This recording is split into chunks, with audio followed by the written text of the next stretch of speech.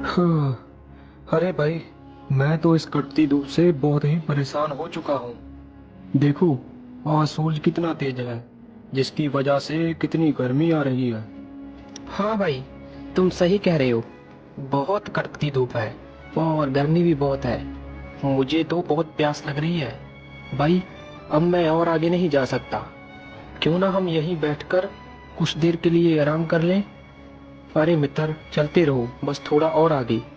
क्या पता हमें आगे जाके कोई पानी का स्रोत मिल जाए, तो हम वहीं रुककर आराम कर लेंगे। फिर वो ऐसे ही चलते चलते काफी दूर तक निकल आते हैं और उन्हें चलते चलते शाम भी हो जाती है और अंधेरा भी छाने लगता है। अरे देखो मित्र, काफी अंधेरा हो गया है। हम यहीं रुककर रात गुजार लेते हैं। क्या कहते हो मित्र? हाँ भाई, सही कह रहे हो। चलो यहीं रात काट लेते हैं और सुबह होते ही हम आगे बढ़ेंगे। फिर वो वहीं रुक जाते हैं और रात काटने लगते हैं।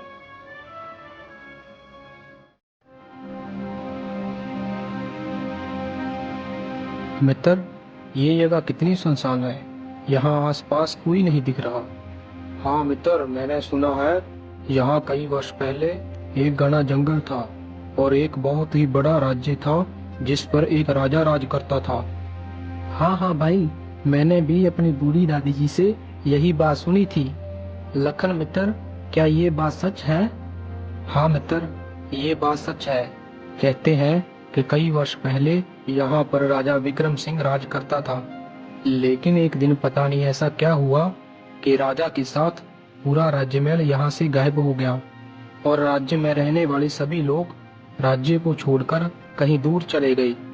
आज तक किसी को नहीं पता चला कि वो राजा और राजमहल कहाँ चला गया।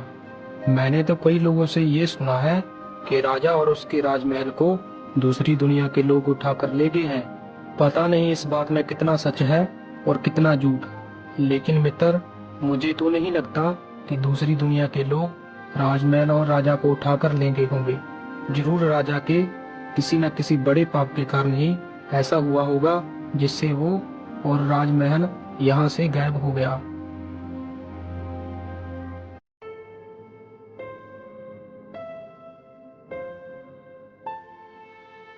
अरे भाई, उधर देखो, मुझे उधर कोई वस्तु चमकती हुई दिखाई दे रही है। चलो भाइयों, हम चलकर देखते हैं वो क्या है। हाँ हाँ भाई, मुझे भी दिख रहा है, कोई वस्तु चमक रही है। चलो चलकर देखते हैं। नहीं मित्र, रात काफी हो चुकी है। हमें इतनी रात्रि में वहां नहीं जाना चाहिए। देखो, ये जगह भी कितनी सुनसान है। ये जगह हमारे लिए घातक साबित हो सकती है, इसलिए ये सही नहीं रहेगा। अब रात भी काफी हो गई है। मित्र, हम आराम करते हैं। सुबह होते ही हम देख लेंगे वो क्या वस्तु है। मेरी मानो तो मित्र, अब हमें आराम कर लेना चाहिए क्योंकि हम बहुत थक चुके हैं। अरे भाई, तुम क्यों डर रहे हो? हम तीन हैं, हमें क्या हो सकता है।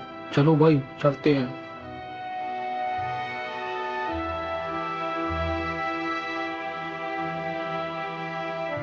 अरे भाई, मुझे तो लगता है ये एक सोने का सिक्का है।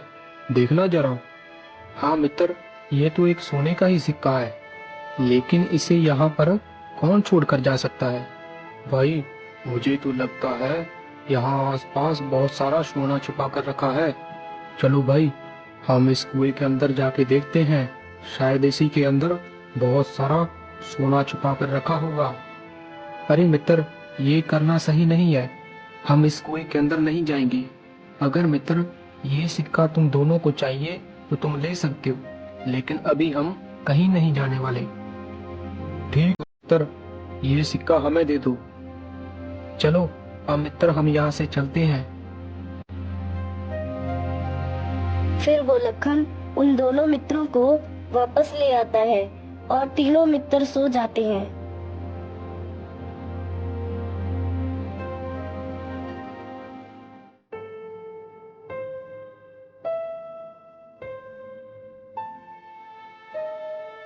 भाई, अरे भाई उठो। भाई, लगता है अब लखन गहरी नींद में सो गया है। चलो हम दोनों जाकर उस खजाने को ढूंढते हैं जो उस कुएं में है। हाँ भाई, चलो। फिर वो दोनों मित्र चुपचाप उस कुएं के पास चले जाते हैं। अरे भाई, ये कुआं तो काफी गहरा है। देखो भाई, इस कुएं में अंदर जाने का रास्ता भी है। चलो भाई, अंदर चलते हैं। फिर वो दोनों मित्र उस कुएं में उतर जाते हैं। ये रास्ता शायद खजाने की तरफ ही जा रहा है। हाँ भाई, लेकिन ये रास्ता कितना डरावना है। मुझे तो बहुत डर लग रहा है। मुझे लगता है हमें वापस लौट जाना चाहिए। अरे भाई डरो मत। सोचो, अगर हमें वो खजाना मिल गया तो सोचो, हमारी जिंदगी बदल जाएगी। हम क्या से क्या बन जाएंगे। हाँ भाई, तुम्हारी ये बात तो सच है। अगर हमें खजाना मिल गया तो हम तो माला माल हो जाएंगे।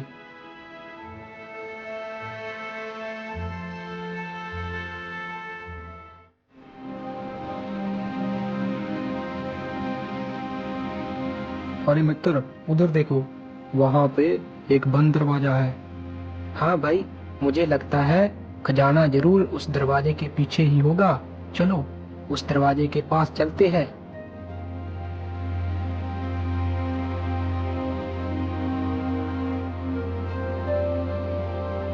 अरे भाई, ये दरवाजा कैसे खुलेगा? अब मुझे तो कुछ भी समझ नहीं आ रहा। रुको मित्र, मैं देखता हूँ। जैसे ही वो उस दरवाजे को अपना हाथ लगाता है तो वो दोनों वहां से उस दरवाजे के पीछे की विचित्र दुनिया में चले जाते हैं। अरे भाई, ये हम कौन सी दुनिया में आ गए? अरे तुम कौन हो? और तुम यहाँ क्या पृथ्वी लोक से आए हो? जी, हम पृथ्वी लोक से आए हैं। लेकिन आप कौन हैं और हम कहाँ पर हैं? हम इस राज्य के सैनिक हैं और तुम इस राजा की विचित्र दुनिया में आ गए हो। चलो हमारे साथ, हमारे राजा के पास। अरे मित्र, हमने तो बहुत बड़ी भूल कर दी। अगर हम लखन मित्र की बात मान लेते तो हम इस मुसीबत में ना फंसते। अब ना जाने हमारे साथ क्या होगा।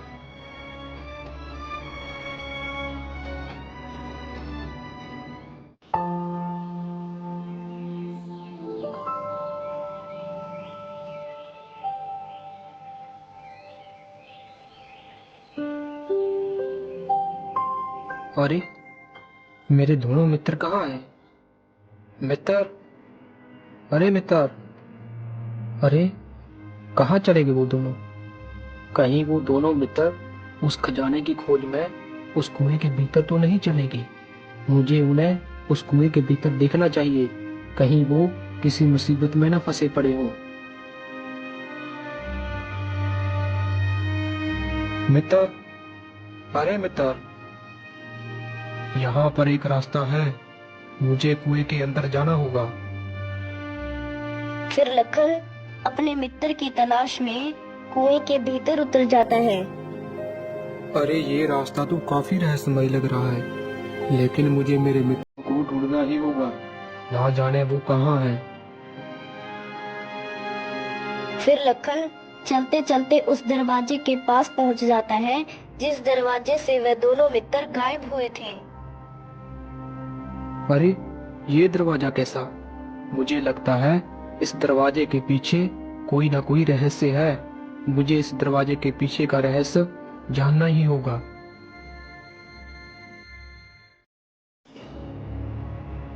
अरे आप लोग कौन? और ये मैं कहाँ आ गया? अरे तुम बताओ, तुम कौन हो? तुम हमारी दुनिया में नए लग रहे हो। क्या तुम पृथ्वी लोक से आए हो? हाँ, मैं पृथ्वी लोक से ही हूँ। लेकिन आप लोग कौन हैं? हम लोग इस राज्य के राजा के सैनिक हैं और तुम्हें हमारे साथ हमारे महाराज के पास चलना होगा। जी, जैसा आप कहें, मैं आपके साथ चलने के लिए तैयार हूँ। चलिए।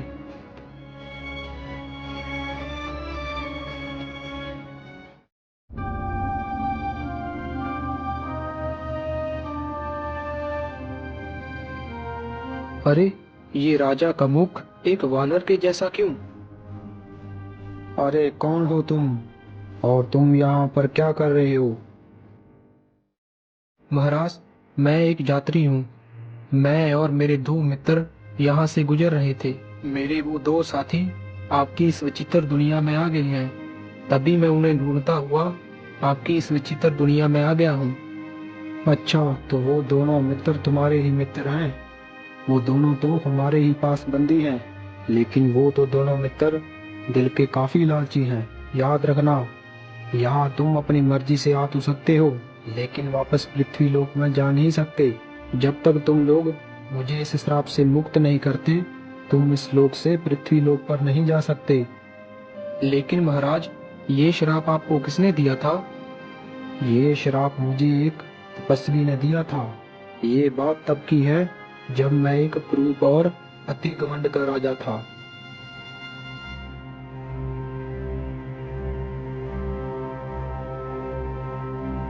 रामलाल, तुमने पिछले 2 साल से मुझे कोई कर नहीं दिया, ऐसा क्यों? परंतु महाराज, मैं आपको कर कहाँ से दे दूं?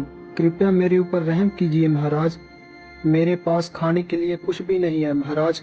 बड़ी मुश्किल से मैं अपने बच्चों की परवरिश कर रहा हूँ महाराज। फसल अच्छी होते ही महाराज मैं आपका पूरा कर चुका दूंगा महाराज। अब मेरे पास आपको देने के लिए कुछ नहीं है महाराज। अगर देने के लिए कुछ नहीं है तुम्हारे पास, तो जाओ, मेरे राज्य से बाहर चले जाओ। परंतु महाराज, हम कहाँ जाएंगे? इस राज्य को छोड़कर महाराज हम कहाँ जा सकते हैं? पिछले 2 साल से महाराज बारिश ना होने के कारण खेतों को पानी नहीं मिला, और पानी ना मिलने के कारण सभी के खेत बंजर हुए पड़े हैं। अगर खेत बंजर रहेंगे महाराज, तो खेतों में अच्छी फसल कैसे हो पाएगी? और अच्छी फसल नहीं हो पाएगी तो महाराज बड़ा हम क्या बेचेंगे? अगर फसल नहीं बेच पाए तो महाराज बड़ा हम पैसा कहाँ से लाएंगे? महाराज, हम अपना घर बार बड़ी मुश्किल से चला रहे हैं, तो महाराज बड़ा हम आपको कर कहाँ से देंगे? कृपया करके हमारे ऊपर रहम करें महाराज। तुम्हारे जैसे गरीब लोगों के लिए हमारे दिल में कोई जगह नहीं है। सुनो रामलाल, अगर तुम्हें मेरे राज्य में रहना है तो मुझे पूरा कर देना होगा। चाहे तुम्हारे खेत में फसल हो या ना हो, मुझे उससे कोई मतलब नहीं है। मुझे बस कर चाहिए। महाराज, मुझे क्षमा कीजिए, लेकिन महाराज ये सही नहीं है। आपको राज्य के लोगों के साथ ऐसा व्यवहार नहीं करना चाहिए। आपको राज्य के लोगों की मदद करनी चाहिए। ये आपका कर्तव्य है। आपको ऐसे उनसे कर नहीं वसूलना चाहिए। अगर महाराज आप इस तरह राज्य के लोगों के साथ ऐसा व्यवहार करेंगे तो न्याय के लिए हमारे पास कोई नहीं आएगा। मंत्री जी, अब तुम मुझे सिखाओगे कि राज्य कैसे चलता है। तुम्हें अपने काम से मतलब रखना चाहिए। मैं जो कर रहा हूँ वो सही है। जो भी मेरे राज्य में रहेगा उसको मुझे कर देना ही पड़ेगा। मैं अपने राज्य के सभी लोगों के साथ इसी तरह ही बुरा व्यवहार करता था। जो भी मदद के लिए मेरे दरबार में आता था, मैं उन्हें बुरा भला बोलता था। एक दिन मैं सुबह जंगल में अकेले शिकार पे निकला।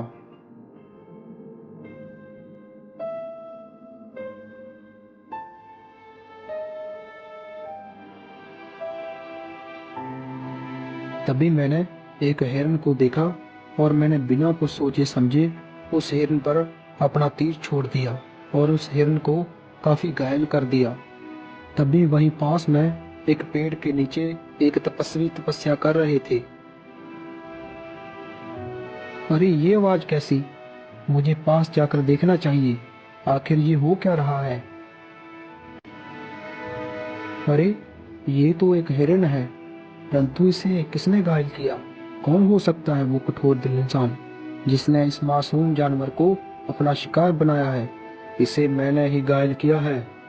लेकिन राजन, ये तो एक मासूम जानवर है, तुम्हें इसे नहीं मारना चाहिए था।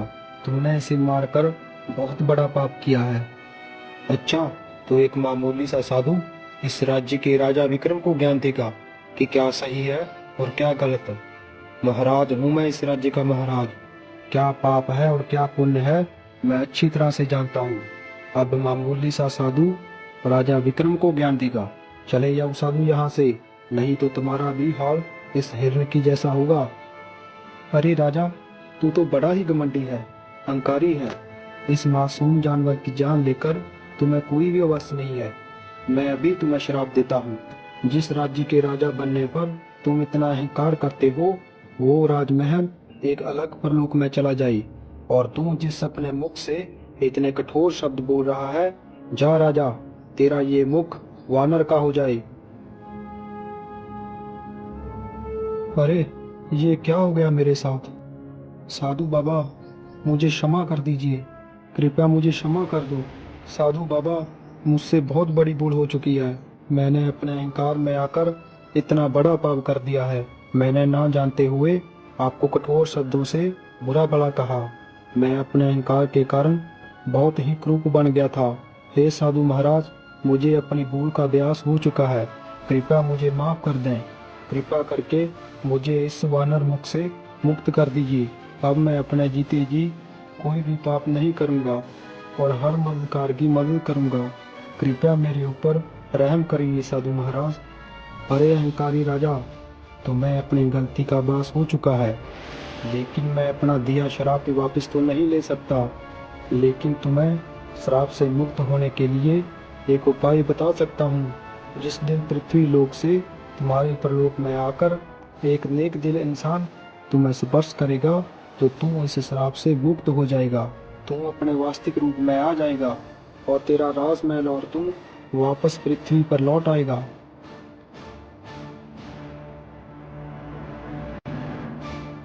उसी दिन से मेरा राजमहल और मैं इस कुएं में समाये हुए हैं। यदि तुम एक नेक दिल इंसान हो तो तुम्हारे सुनने से मैं अपने वास्तविक रूप में आ जाऊंगा। अगर तुम मेरे इस श्राप को मुक्त करने में सफल हो गए तो मेरी तरफ से तुम्हें इतना धन दिया जाएगा जिससे तुम और तुम्हारी आने वाली कई पुश्तों आराम की जिंदगी जिएगी। ठीक है महाराज, जैसी आपकी आज्ञा। अगर मेरे स्पर्श करते ही आप इस श्राप से मुक्त होते हैं तो महाराज मैं ये कार्य करने के लिए तैयार हूँ। लेकिन महाराज, मुझे धन की कोई लालच नहीं है। मैं ये सब धन के लिए नहीं कर रहा। मैं सिर्फ आपको इस श्राप से मुक्ति दिलाने के लिए और अपने मित्रों के लिए ये सब कर रहा हूँ। फिर वो लखन जैसे ही उस राजा को छूता है तो वो राजा अपने वास्तविक रूप में आ जाता है। अरे ये तो कमाल हो गया, मैं शराब से मुक्त हो गया। देखो। हाँ महाराज, आप श्राप से मुक्त हो चुके हैं। हे नेक दिल इंसान, तुम्हारा लाख लाख शुक्रिया। तुम्हारी वजह से आज मैं अपने असली रूप में आ गया।